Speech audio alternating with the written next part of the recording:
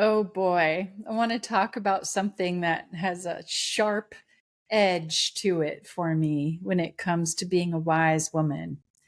And that is this idea that we fight to not age, that we fight our aging. And the part that I don't like is the expectation that puffing our faces up with toxins in an injection is not only just a choice that we could make, but it's expected that we're taking care of ourselves by doing really strong invasive things to our bodies. That bugs me. Does it bug you?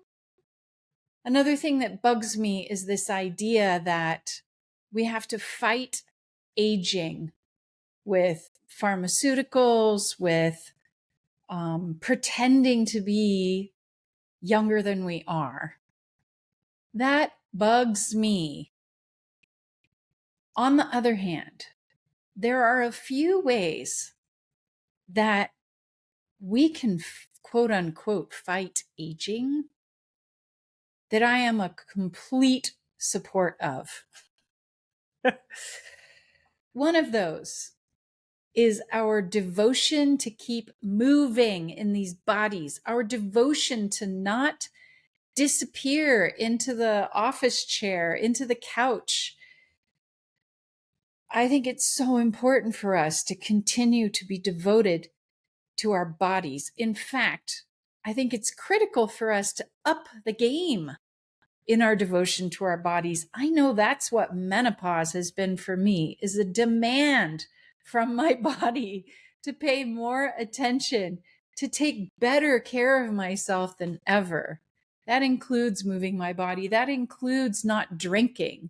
That includes drinking more water. That includes tending my nutraceuticals, my supplementation, whatever I need to do to support this body as she sages, not so much ages. In other words, saging is a word I like to use for this process of my body maturing naturally, but with support into the sage archetype, into my wisdom years.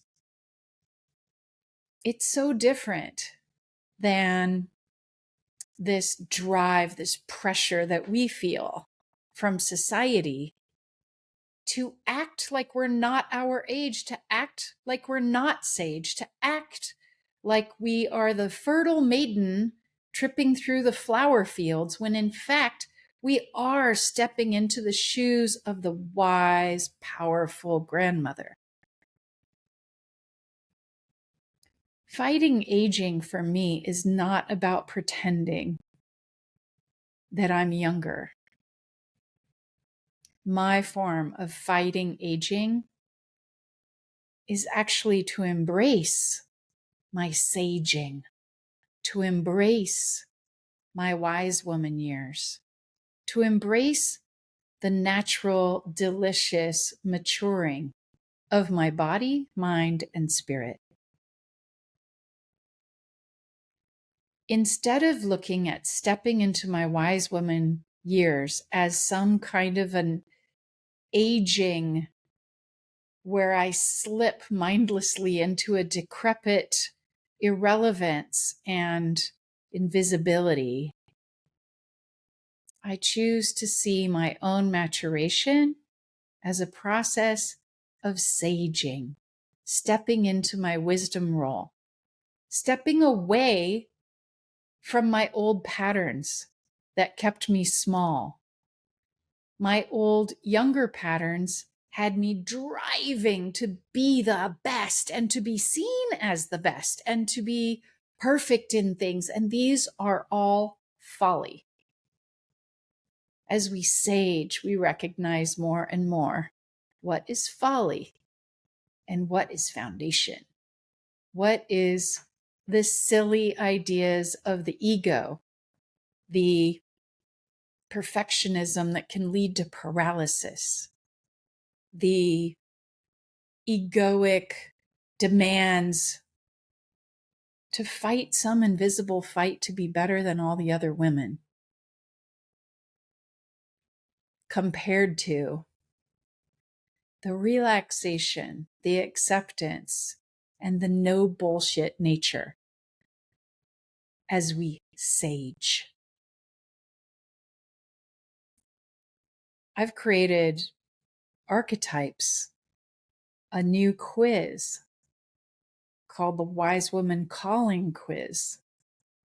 That is an honoring of the different pathways forward that we have as middle-aged women into this rebellious, juicy act of saging on our own unique paths. And I invite you to take it. I'll put the link here so you can take that new Wise Woman Calling Quiz, because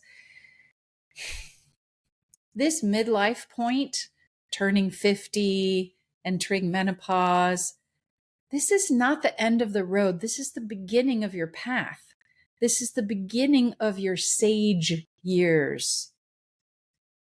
And yeah, part of making that transition is committing to fight aging, but only this form of aging that is the collapse into society's ideas as to how irrelevant, weak, and outdated we are as elder women. Screw that.